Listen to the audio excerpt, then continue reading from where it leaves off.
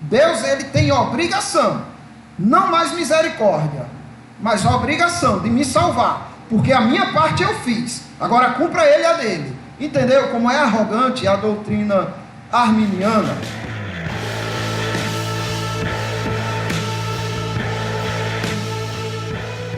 Do eterno decreto de Deus. A Confissão de Fé de Westminster traz sistematizado esse ensino, essa doutrina. A parte que nós estamos estudando é essa aqui. Ainda que Deus saiba tudo quanto pode ou há de acontecer em todas as circunstâncias imagináveis, isso nós vimos semana passada. Se alguém que não estava, não viu, vai ficar um pouco desconecto, mas está no YouTube, já mandei para os irmãos, e o que nós vamos ver é essa outra parte aqui.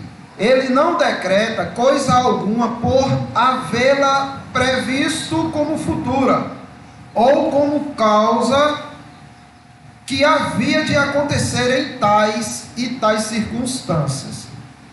Ou seja, Deus não decretou as coisas porque Ele viu que elas iriam acontecer no futuro, mas e nem porque havia de acontecer de tais e tais circunstâncias.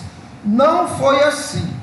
É tão perigoso você pensar assim, porque você vai dizer com esse tipo de pensamento que Deus previu, por isso que Ele decretou, que quem guia Deus, quem aconselha Deus e quem move Deus é o quê? O futuro, não é? Porque Deus, sendo soberano, mesmo assim Ele não decretou como seria o futuro, mas Ele olhou para o futuro. É como se o futuro estivesse fora de Deus, como se o futuro tivesse a sua própria estrutura a partir de Deus. Deus olha e diz: então eu não posso fazer nada, eu tenho que respeitar o futuro, e eu tenho que escrever o meu decreto dentro do que o futuro me mostra. O futuro me diz o que vai acontecer e eu decreto que será assim. É muito ilógico isso, e muito ilógico e muito absurdo isso daí. Eu conheço pessoas que dizem assim mesmo: Deus já decretou que foi necessário, porque Deus já sabia que ele ia escolher. Mas nesse caso, a escolha era do homem. Deus já sabia que o homem ia escolher a ele, é por isso que ele não salvou. É como se o homem, nesse caso aí, também fosse o que determinasse Deus, não é? Olha, Deus, você vai colocar minha salvação aí, viu? Porque no futuro o Senhor vai ver que e sempre que entra o eu na questão é complicado. Olha, eu não lembro bem o nome do pastor, eu acho que é um aqui, mas eu não vou dizer, porque se não for, acaba pensando que o cara está com heresia e acaba não sendo ele. Não estou bem lembrado. Mas ele disse o seguinte, que Deus não conhece o futuro. E foi uma polêmica muito grande. Ele era pentecostal, arminiano pentecostal, e ele disse isso, e foi uma polêmica muito grande, porque ele era um pastor renomado e conhecido em Caruaru. E ele disse: não, Deus não vê o futuro. Agora veja bem, ele está sendo mais coerente do que os outros pentecostais que dizem que Deus viu o futuro. Porque à medida que ele disser assim: olha, Deus ele viu o futuro e ele decretou as coisas de acordo com como seria o futuro, ele perde toda a força dele no sentido de dizer que Deus não decreta as coisas. Porque ele diz: bem, se Deus viu o futuro, ele decretou que o futuro também seria assim. Então nós estamos sendo incoerentes, porque não vai resolver o problema. Se Deus olhou para o futuro e decretou, quando esse futuro chegar, ele não pode ser alterado, porque Deus o decretou. Então isso tira até a liberdade do homem do futuro, porque no futuro o homem não pode escolher outra coisa, porque Deus já viu e já decretou que seria assim. para ser coerente, ele disse: não podemos admitir que Deus viu o futuro, porque senão vamos dizer que o homem não tem o livre-arbítrio, e nós queremos dizer que o homem tem o livre-arbítrio, por isso nós dizemos que Deus não viu o futuro. Então ele só está sendo mais coerente do que os próprios arminianos. Deus não viu o futuro, mas ele criou o futuro. É isso mesmo. Ele criou, ele determinou. O futuro é servo de Deus, e não Deus servo do futuro. Porque se Deus decretou o futuro porque viu que assim seria, é o futuro que está mandando em Deus, dizendo como tem que ser feito, e Deus só tem que servir, né? Mas não, Deus decretou como seria o futuro.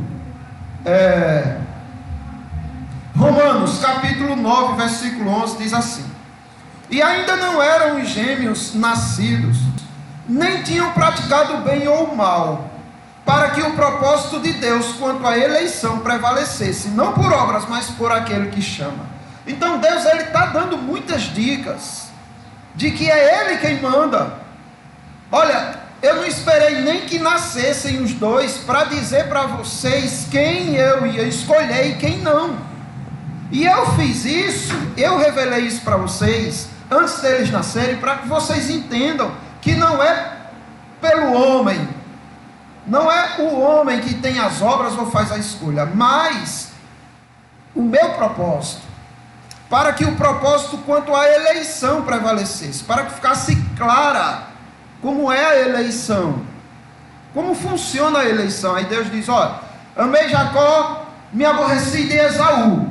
Como assim, Senhor? Eles nem nasceram? Sim, isso daqui é um ensino prático de como funciona a minha eleição. Eu só estou ensinando a vocês, dizendo que eu escolhi um antes mesmo deles praticarem qualquer coisa.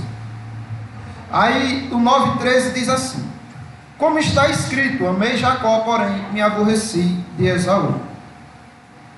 Romanos 9,16: assim, pois, não depende de quem quer, ou de quem corre, mas de usar Deus a sua misericórdia. Não depende de seu ninguém. Ah não, Deus viu que no futuro fulano ia escolher, aí dependia dele, não era? A salvação estava dependendo dele, não era? Porque Deus viu que ele ia escolher a Cristo, que ele ia aceitar a salvação. Aí Deus diz: agora, já que eu sei que ele vai escolher, eu vou colocar aqui o nome dele. Não depende do que quis a Cristo, não depende do que persevera por Cristo, mas de Deus usar a misericórdia dele, para que tanto o sujeito queira, como persevere. O versículo 18 diz: logo tem ele misericórdia de quem quer, e também endurece a quem lhe apraz. Esse endurece, entenda-se que deixa na condição que o homem já está. Todo homem é assim, duro de coração, desde que nasce, e ele passa a vida toda duro de coração. Então Deus endurece a quem ele lhe apraz, ou seja, Deus deixa aquele homem naquela condição. Mas se ele quiser ter misericórdia, é dele ter misericórdia. Veja o tamanho de nossa salvação, não é? Porque ele quis ter de nós. E a gente é melhor do que os que não foram escolhidos. Em que? Me diga aí. Em que nós somos melhor? Uma coisa só. Precisa dizer nem 10 não, só quero uma. Em nada. Em nada. E Deus só nos escolheu. Mas vamos continuando. Vê que coisa incrível. 2 Timóteo 1,9. Que nos salvou e nos chamou com santa vocação, não segundo as nossas obras, mas conforme a sua própria determinação e graça que nos foi dada em Cristo Jesus. Quando? Vê que incrível. Como Deus também vai trabalhando em nós, né? Olha, eu te escolhi antes que nascestes. Nossa! Aí depois, olha, eu te escolhi antes de criar o mundo. Nossa! Olha, eu te escolhi antes dos tempos eternos. Aí já não dá mais para a gente, porque o mundo foi criado dentro de um tempo. Já a eternidade é fora da nossa compreensão. E imagine antes da eternidade. Antes de Deus criar a eternidade, Ele agora diz que nos concedeu a salvação em Cristo Jesus. É incrível isso. Não sei porque os homens, os arminianos, lutam tanto contra uma coisa tão linda, não é? Efésios capítulo 1, 4 a 5. Assim como nos escolheu nele antes da fundação do mundo, para sermos santos e irrepreensíveis perante ele, e em amor nos predestinou para ele, para a adoção de filhos, por meio de Jesus Cristo, segundo o beneplácito de sua vontade. Então isso tem nada a ver com o que iríamos fazer. Oi. Imagina, se Deus tivesse deixado mesmo a escolha para que o homem escolhesse a ele, eu acho que alguém escolheria assim. Não, então, eu não coloquei. O pentecostal ainda quer mudar o direito da escolha, né? Por uma ilusão.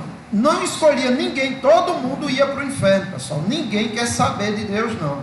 Ninguém. O homem, na verdade, quer fugir de Deus. Ele herdou de Adão isso. Quando Adão pecou, onde estás, Adão? Estou tentando fugir do Senhor, mas parece que não tem jeito, né? Do mesmo jeito é o homem hoje. Ele não admite que existe um Criador, ele não admite que existe um soberano acima dele, ele não admite que existe um que criou tudo e agora governa tudo, ele não admite que ele não contribui na salvação, então ele não admite muitas coisas que Deus tem e é. Agora, só para sofrer, não é? Porque é ilusão. A gente sabe que o ponto a qual mais defendido para que os pentecostais, os alunos de Armínios, para que a gente já viu que Armínios por si só tem cara calvinista e não, né, uma doutrina deles, e quem herdou. Eles pioraram a doutrina. No ponto de que a gente sabe que tem tudo, querer é poder, a gente até quer muita coisa, mas não pode. Nesse caso, os arminianos pentecostais e os neopentecostais querem que o homem tenha por natureza, por essência, algo bom. Depois do pecado que entrou no mundo. Então, a defesa dele, a gente sabe que o ponto principal lá é justamente essa. Por isso que eles dividem a glória de Deus com eles mesmos. Aliás, com os homens, vamos colocar assim em geral, porque não é só eles dizem que tem alguma coisa boa dentro. Não, é todos os homens, em especial. É verdade. Eles dizem que o homem está doente, está numa UTI. A qualquer momento ele pode se acordar e clamar por Deus. Já nós dizemos que o homem está morto. Pode falar, irmão. O absurdo é que o homem sem Deus, mesmo no inferno, se tivesse a oportunidade de dizer, você quer sair para ir para o céu, ele não quer não. Não, ele mas ele está sofrendo lá, mas ele vai ter raiva de Deus. O homem sem a graça de Deus, ele sofreria no céu. Ele não, a presença de Deus o destruiria, né? Então é terrível para ele a situação do homem sem Cristo. Vê só que coisa linda, Davi admirado aqui com a soberania de Deus. É isso que a gente deve sentir, e não aborrecimento. Porque eu não tenho livre-arbítrio, que história é essa? Não, devemos nos maravilhar com Davi. Abram a Bíblia aí, por favor, que eu quero que vocês leiam o 17, que eu não coloquei no 17 não, mas eu vou lendo aqui, depois vocês continuam no 17. Graças te dou, visto que por modo assombrosamente maravilhoso me formastes. A minha alma o sabe muito bem. Veja que como Davi se deleitava em Deus. Davi não tinha problema não, tinha muito, mas veja o que era que chamava a atenção dele, não era as dificuldades, era o ser de Deus. Os meus ossos não te foram encobertos, quando no oculto fui formado e entretecido como nas profundezas da terra. Os teus olhos me viram a substância ainda informe, e no teu livro foram escritos todos os meus dias, cada um deles escritos e determinados, quando nenhum deles havia ainda. Veja que coisa incrível. Ele se admirando por tudo que Deus fez e vê nele. Daí a pouco ele sai um pouco dele e começa a entrar no decreto de Deus. E ele diz: olha, no teu livro, Senhor, foram escritos todos os meus dias. Quantos dias você tem de vida? Não dá para a gente saber, mas Deus sabe. E ele escreveu cada um desses dias, como ele seria, cada um deles escritos, mas não só escrito, porque viu no futuro, não, escrito e determinados, quando nenhum deles havia ainda. Isso é incrível. Predestinação presciente é o que o Armínio disse. Sim, eita, para ler a continuação, né? Como é que diz o restante? O outro. E preciosos para mim, ó Deus, são os teus pensamentos, e como é grande a soma deles. Veja, então aí ele vai e fez: que precioso, Senhor, é para mim, né? Que preciosos. Então ele está encantado, maravilhado com Deus. E por quê? Porque ele está olhando para o Deus soberano, para o Deus do decreto.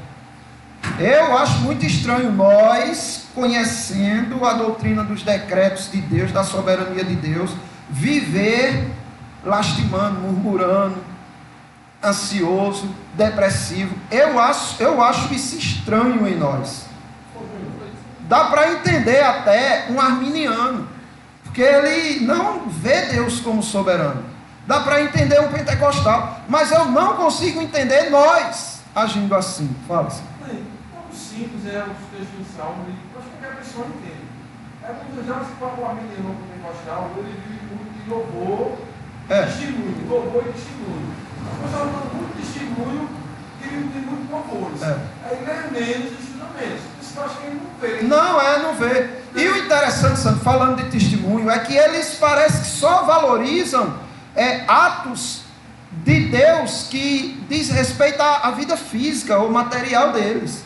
Você não vê um testemunho, como por exemplo, naquele R.R. Soares, tinha, conte a sua bênção, sei lá como é o programa que ele diz, hora do testemunho, alguma coisa assim.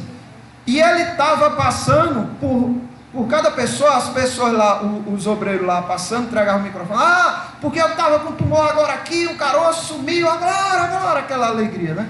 Aí chegou para uma senhora e disse: meu filho, a pregação hoje, eu senti Deus me salvando, uma paz me envolveu. Quando ela começou a falar desse âmbito espiritual, ele: sim, amém, agora conte sua bênção, conte o milagre. Ela: sim, mas Deus me salvou. Sim, tá bom, conte o milagre, conte. Ou seja, eles olham muito para o que Satanás ofereceu a Cristo no deserto. Só é o que importa, Sim, quem iria falar? No 17, a soma. Se é soma é porque são pelo menos mais de uma coisa. E aqui o salmista bota, né, tão precioso, o teu pensamento embaixo, o conjunto. Qual o conjunto? Se a gente for, no caso, para os que antecederam, a gente vai ver que é o decreto, a vida escrita, passo a passo, como assim está. Então, Deus pensa e realiza. Ponto. Né? E a segunda situação, eu vou puxar a sardinha para o nosso saco, né? Como conservadores calvinistas que nós somos muito acusados pela a fé, dizem eles, pequena, fraca, fria, e até mesmo nos acusa, que é muito grave, de morna, já que a gente viu lá em Apocalipse, que quer dizer que não foi morno, né? Porém, é muito mais difícil a gente crer em situações que ainda não aconteceram, mas a gente sabe que vão acontecer, feito essa, está escrito quantos dias de vida nós temos, como você perguntou, do que aquelas que eles buscam, aí como você falou até agora, na situação do testemunho, porque é algo de sinais visíveis, que Deus sabe, que a gente sabe que Deus assim realiza, porém com propósitos, ou para bênção, ou para maldição. É. A gente acredita antes mesmo que isso aconteça. É. Justamente. Então, isso é para nos trazer segurança. Isso é para nos fortalecer. O decreto de Deus não foi revelado, né? Deus não revelou a doutrina do decreto para que a gente brincasse com ele, para que a gente justificasse pecado, de jeito nenhum. É para a gente dizer o quê? Por que eu vou viver angustiado, ansioso, aflito, se o Deus Todo-Poderoso, que eu creio, é assim, governa tudo? Por quê? Então, para que traga segurança. Agora, se não está trazendo, é porque estamos dando as costas para... E aí nos tornamos pior do que o arminiano, né? Pelo menos o arminiano tem a desculpa de dizer o seguinte: não, eu não entendi ainda. Aí você diz, eu entendi, mas eu ajo igual a eles. Né? É complicado. Eu não me esqueci de um pastor que ia sempre almoçar lá.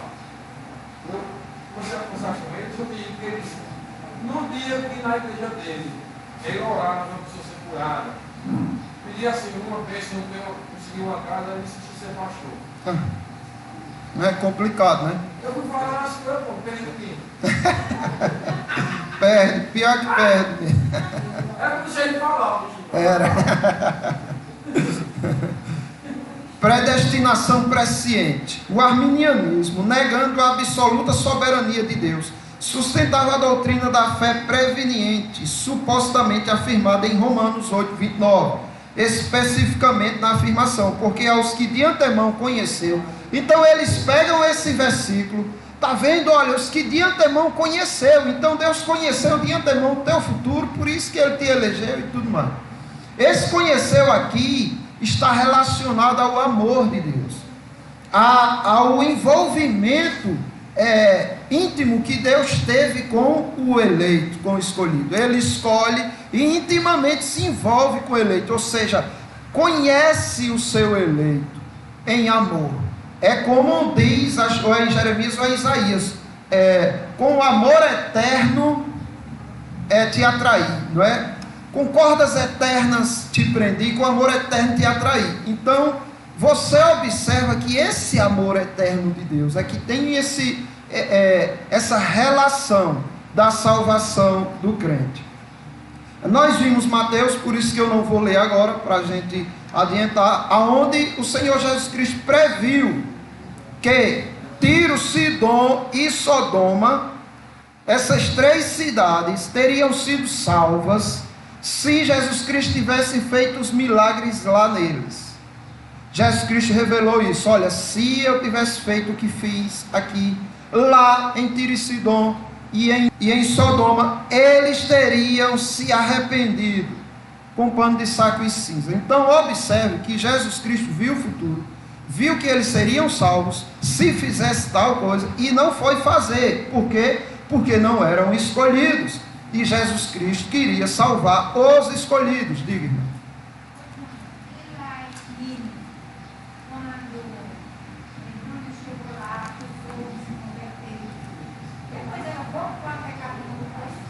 Foi 100 anos depois, a outra geração voltou a ter uma vida pervertida e Deus a destruiu. Já não mandou mais profeta. Mas aquela geração que passou, ouviu o profeta. Agora, o interessante é que eles não se converteram por milagres. Qual foi o milagre que Deus fez por Jonas? Só a palavra, não é? Olha, em tantos dias Nínive será subvertida e tal, e o povo creu, e ali, agora observe, mandou um para Nínive, e 100 anos depois, na próxima geração, já não mandou para aquela outra que estava pervertida. Deus age como Ele quer e salva quem Ele quer. O texto de Romanos 8, 29 e 30, em nada favorece o prescientismo, não é? Que é a presciência, que Deus te salvou por ver no futuro que você escolheria. No fundo, o arminiano quer dizer, Deus elegeu para a salvação os que Ele sabia, desde a eternidade, que haveriam de crer no Salvador. É isso que eles estão querendo dizer. Olha, Ele escolheu porque Ele viu que aquela pessoa é diferenciada. Isso é um problema. Entendiam, porém, que a fé não procede da graça, mas da capacidade humana de crer ou descrer. Desta afirmação nós deduzimos: 1. Deus não é soberano sobre o homem, sua imagem. Este é que decide o seu destino, tanto para o tempo como para a eternidade. O homem decide tudo. É o homem quem manda. Deus é só um telespectador. Não é só alguém que está sentado numa cadeira cativa assistindo e torcendo. Aquilo que você faz no campo de futebol, torcendo pelo seu time, ali está Deus, na visão arminiana. Espero que o meu futuro que eu decretei realmente se concretize, porque se o homem tem livre-arbítrio, vai lá que ele muda no final aquilo que Deus previu, né?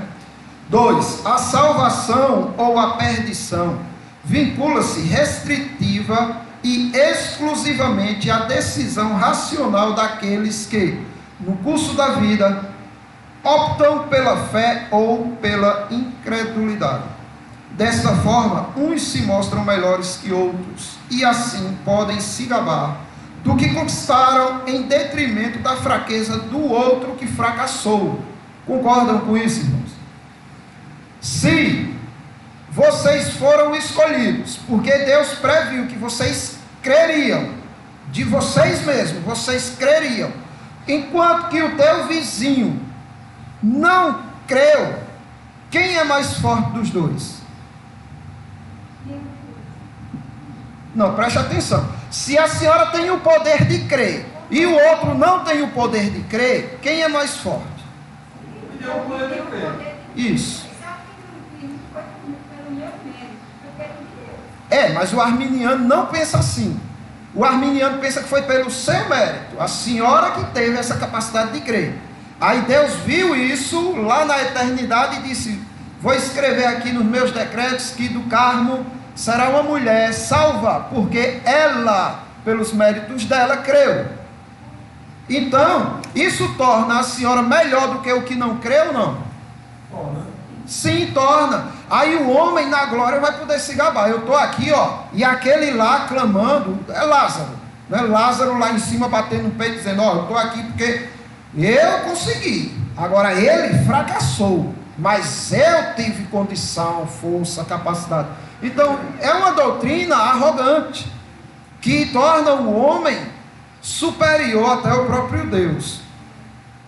Porque Deus sabia, desde a eternidade, que alguns creriam. Tal rejeição foi pré-ordenada previsivelmente. A descrença prevista e a consequente perdição não cheiram a fatalidade inconsequente.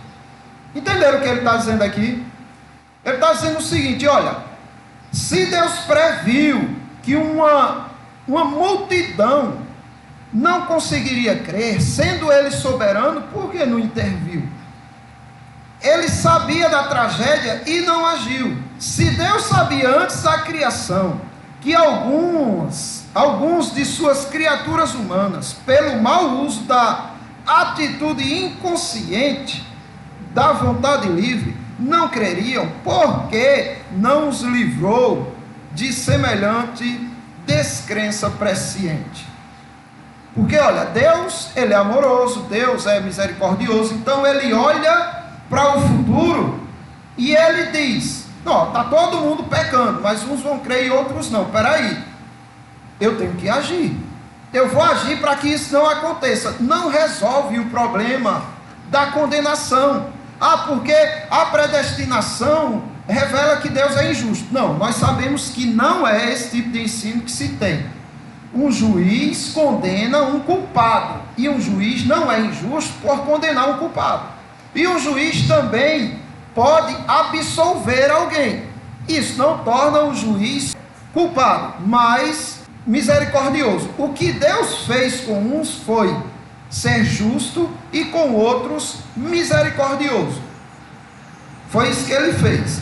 Agora, se ele olha para o futuro, vê todo mundo caindo, e eles querem dizer: com isso, porque a predestinação, Deus não está sendo justo.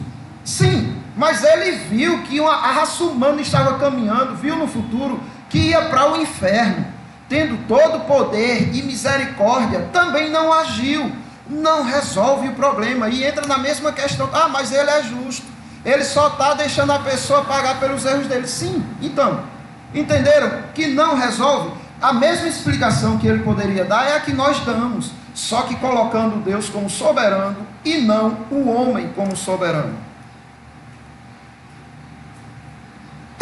Deus, segundo Romanos 8, 29 e 30, conhecia o homem que criara, o ser constante de seus eternos planos, e preconizou as liberdades gerais, a consciência religiosa e os direitos de opção que lhes concederia, inclusive os diversos dons dos quais lhe dotaria tanto para as suas funções operativas e criativas no mundo, como para a sua expressividade adoradora e missionária. O homem é instrumento da vontade de Deus, não este instrumento dos desejos humanos, que é o que a doutrina arminiana faz. Deus está agora preso a Jobson, porque Deus viu que Jobson no futuro ia ser diferenciado de todos os outros seres humanos. Então Deus agora está preso a Jobson, ou seja, Deus tem que satisfazer os desejos de Jobson. Eu quero ser salvo, Senhor, o Senhor vai ter que me salvar, vai ter. Como se Deus agora tivesse que ser instrumento da vontade dos desejos humanos, mas não é assim, é o contrário. Deus tornou obrigado a agir daquela forma, porque ele sabia. A misericórdia acaba-se aí.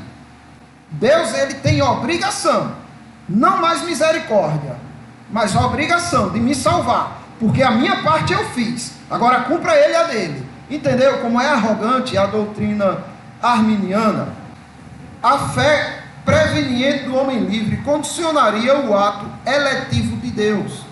Não podemos imaginar, calvinisticamente, um Deus soberano, criador, sendo condicionado pela fé da criatura, ou escravo da fé da criatura.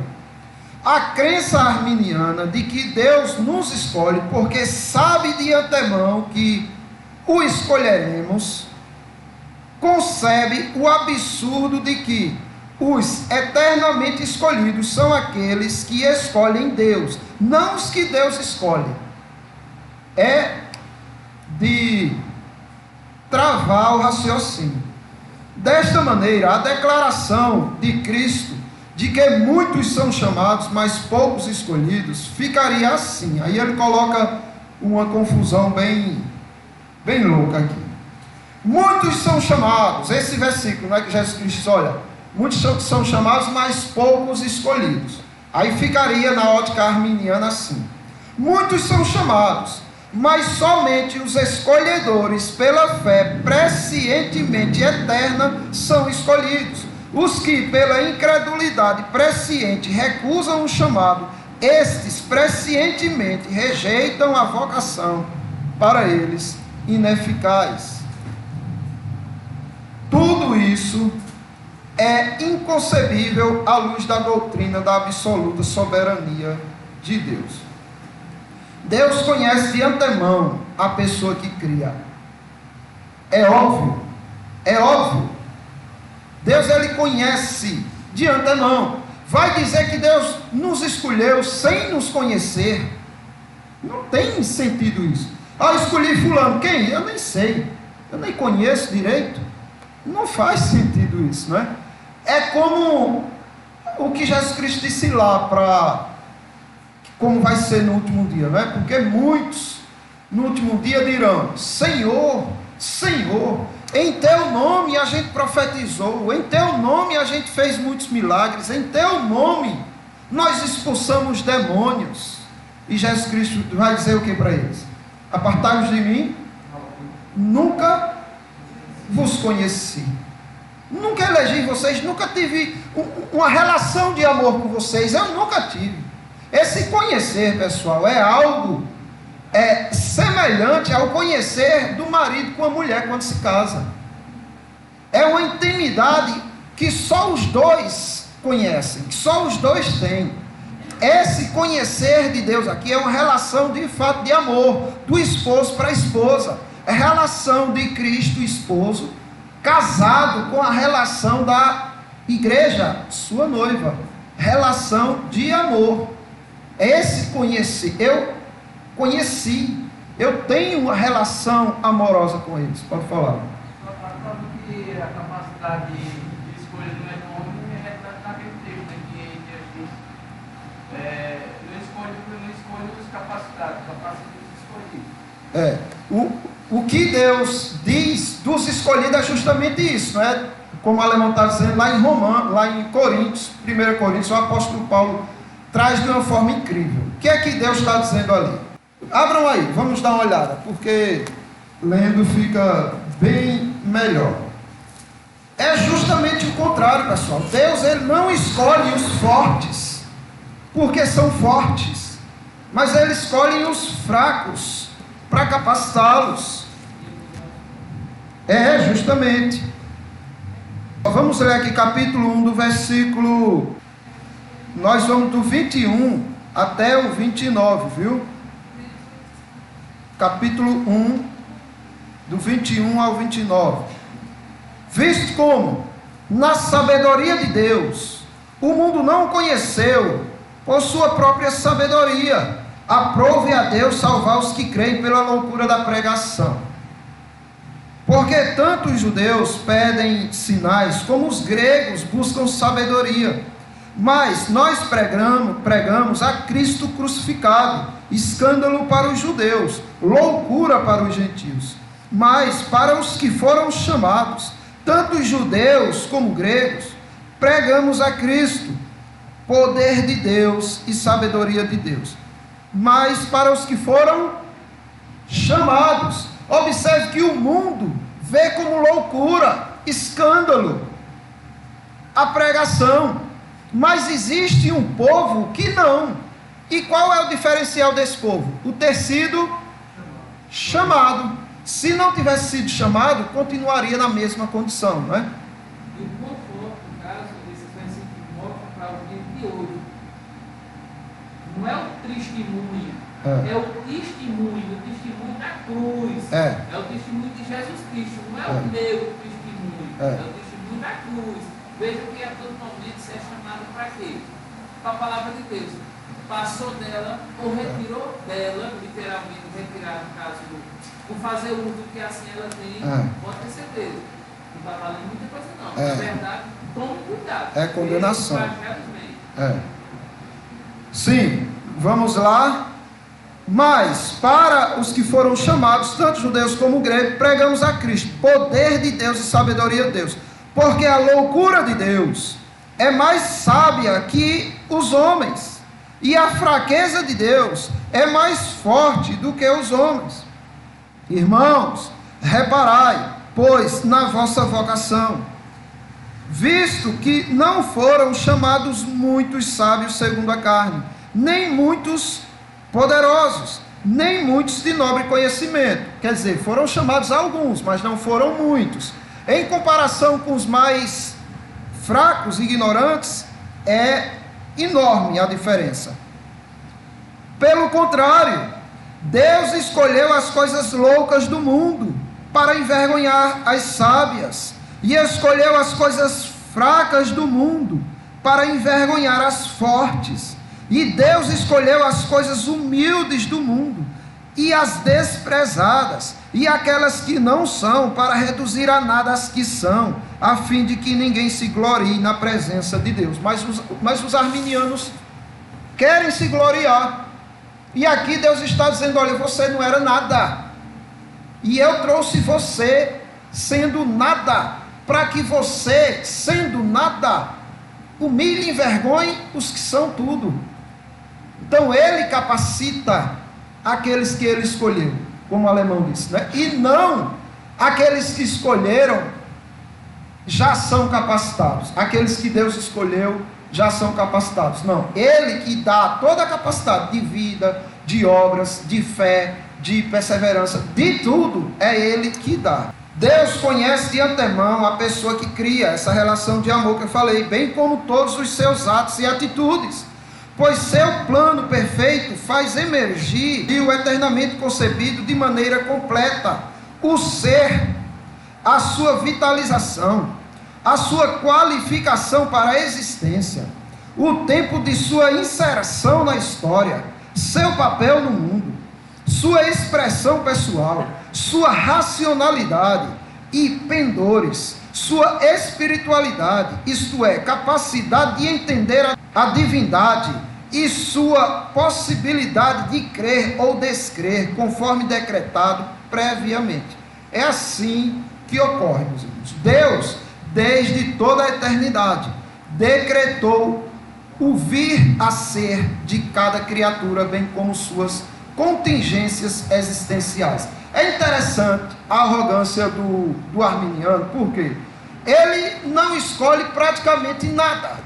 Ele não escolheu nascer, ele não escolheu de quem nascer, ele não escolheu quando nascer, ele não escolheu onde nascer, ele não escolheu com que sexo nascer. Oi. Ele só escolhe morrer, literalmente. Porque eu acho muito interessante, muito importante, quando a gente fala, eu vou falar de meninos, esse a gente nem fala, né? Mas os arminianos. Quando acontece uma tragédia, por exemplo, que é assim, pandemia, aí a gente fala que vai falar da morte, de repente a gente vai dar um minuto, vai dar uma pessoa que você conhecia. Eu sou arminiano. Aí a gente vai e fala, nossa, como é as coisas, né? O Senhor assim, no seu santo decreto, depois eu disse, não, fulano morreu. Não foi Deus. Ah, tá, Deus escolhe muita coisa para que é conveniente a tudo. Mas aquilo que não é que contraria a morte, porque pode não morrer. Deus escolheu a morte para ser. Sabe o que é isso? Eles querem ser mais santo do que o próprio Deus. Deus diz, olha, eu sou quem tiro a vida e dou. Aí ele diz, não, o Senhor não. Olha, eu quero lhe santificar, quero lhe proteger desse mal. O senhor pode até ter idade. É incrível, eu conheço um rapaz, conheci muito baixo tempo. Ele era segurança de carro forte, o cara era forte, jovem. Ele passou, parece que por 3 ou por 2 assaltos. E carro forte, graças a Deus, escapou.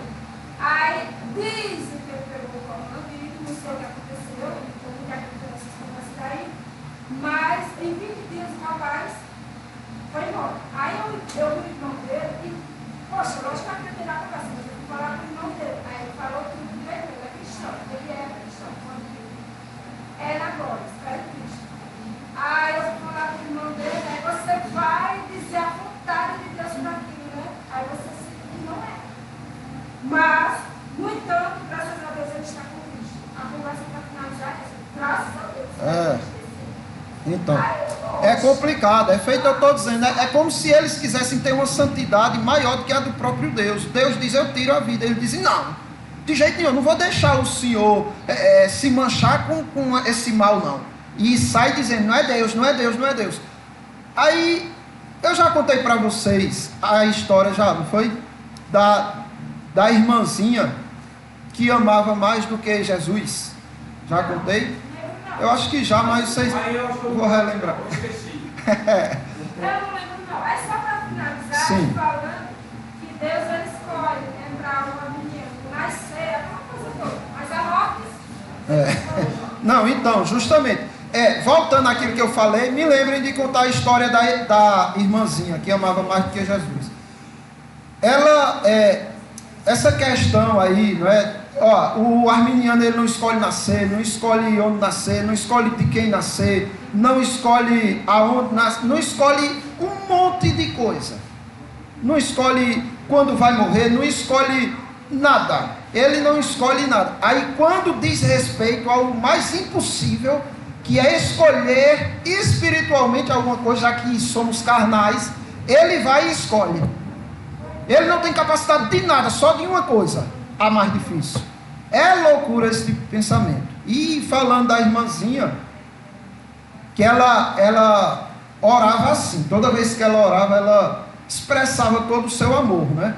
E ela dizia: Senhor Jesus, muito obrigado por tudo que o Senhor me deu. Senhor, essas flores, Senhor, as flores são belas, são lindas. Eu amo, Senhor, tudo isso que o Senhor me deu. Senhor, a minha casa, os meus filhos. Como eu amo, Senhor. Como eu amo as pessoas, Senhor. Senhor, eu amo demais os meus inimigos, Senhor. Senhor, como eu amo Satanás, Senhor. Senhor. Vê, Cristo odeia Satanás. Nós devemos odiar Satanás. Apoiar a irmãzinha, quer ser mais santa do que todos os crentes e ainda Jesus.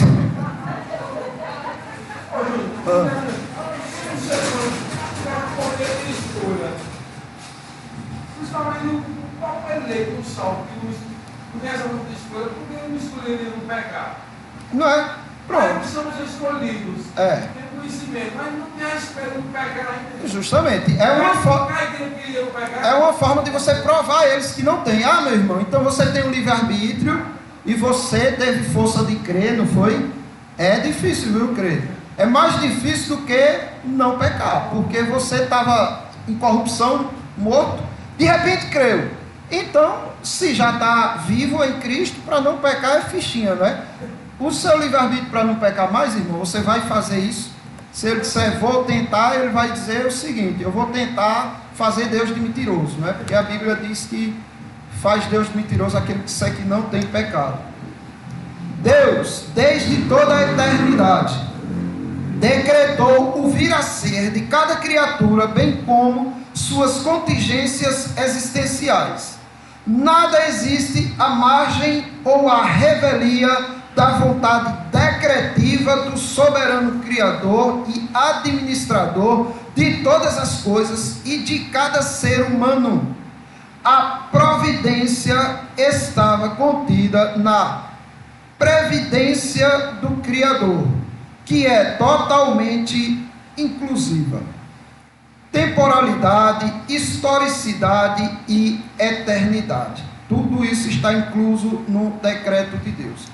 Deus conhece de antemão a pessoa que cria, bem como todos os seus atos e atitudes, pois seu plano perfeito faz emergir a eternidade concebido de maneira completa o ser, a sua vitalização, a sua qualificação para a existência, o tempo de sua inserção na história, seu papel no mundo, sua expressão pessoal, sua racionalidade e pendores, sua espiritualidade, isto é, capacidade de entender a divindade e sua possibilidade de crer ou descrer, conforme decretado previamente. É assim tudo com o nosso Deus. Para a gente fechar aqui o estudo, eu quero que vocês abram em Romanos, capítulo 3. Para a gente ver o que Deus viu quando olhou para o futuro. O que foi que Deus, quando olhou para o futuro, ele viu? Ele viu que tinha um que ia crer e outro que não ia crer, foi assim. Ele viu que um seria justo e outro não seria justo no futuro. Ele viu que um invocaria o nome dele e outro não invocaria o nome dele. Foi assim que ele viu no futuro? Pode falar, já. Eu sei que tu estava levantando a mão. É Libras, né? Deus. Romanos, capítulo 3.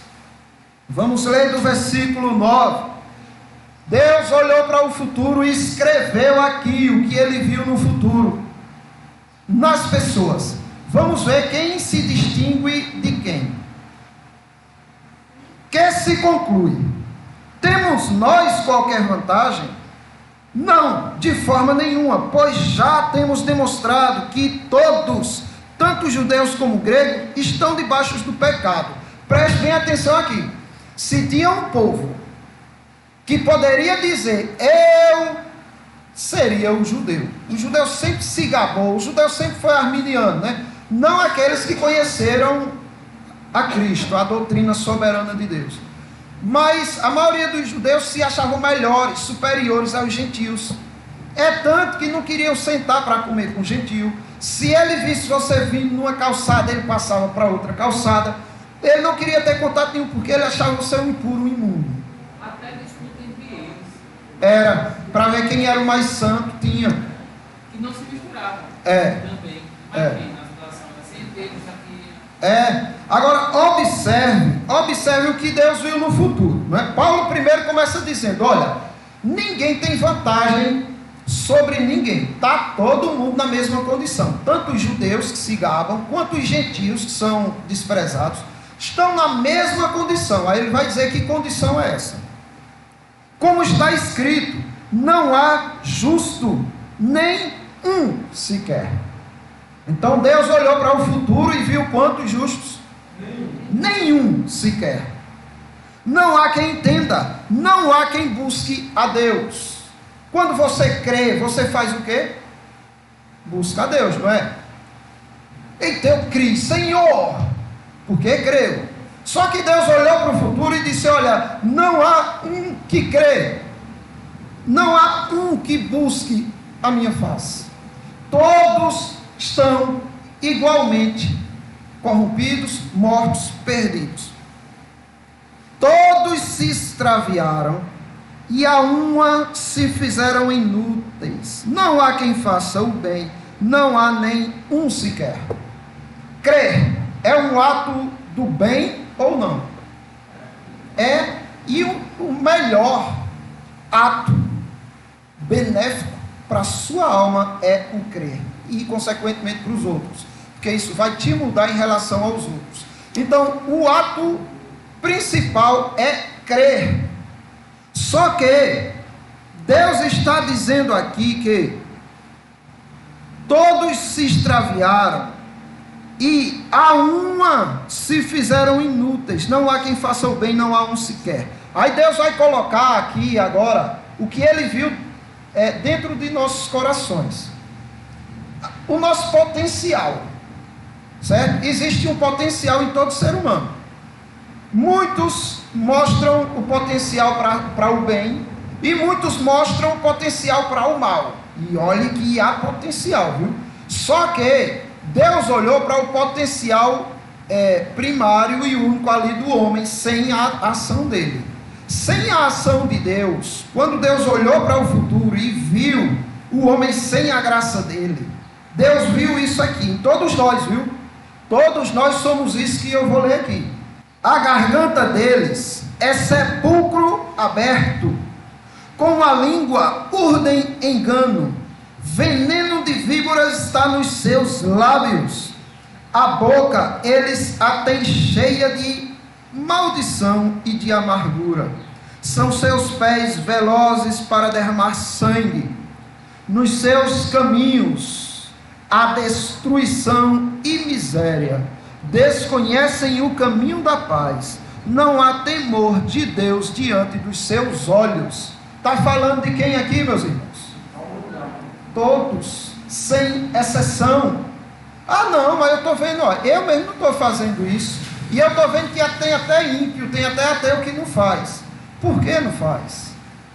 Porque Deus, na sua providência, freia o mal. Ele restringe o mal, para que o mal não avance. Porque se Deus disser assim, eu vou deixar esse povo à vontade, nós e os ímpios, é isso daqui que a gente vai correr para fazer. Amaldiçoar todo mundo, correr para derramar sangue. A gente vai competir para ver quem é o primeiro a derramar sangue. E quem mais derrama.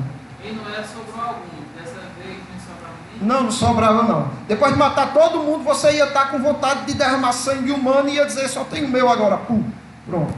De tanto mal e perverso que é o ser humano. Nós precisamos ter essa consciência. Se hoje a humanidade é o que é por causa de Deus, e se hoje nós somos o que somos, é somente também por causa de Deus. Nada de trazer glória para você, certo? Sempre é Deus.